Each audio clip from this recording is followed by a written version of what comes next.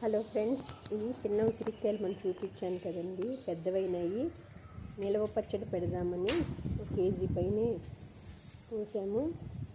పోస్తున్నాము.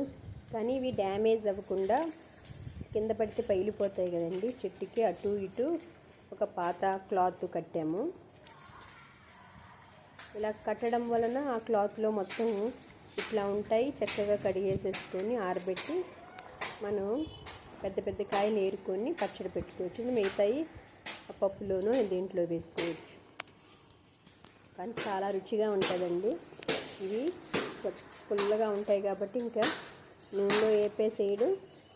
కొంచెం ఉప్పు, కారము, దానికి తగినంత మెజర్మెంట్ చూసుకొని కొంచెం ఆవాలు, మెంతులు వేపేసేసుకొని పెట్టేసుకోవడమేనండి. చక్కగా వేడి వేడి అన్నంలోను, పెరుగులో నంచుకోవడానికి, పెరుగన్నంలోకి బాగుంటుంది. ఇలాగా చేయడం వలన ఉపయోగపడతాయండి. కింద డ్యామేజ్ అవ్వకుండా బాగుంటాయి. ఒకసారి ట్రై చేయండి. Thank you.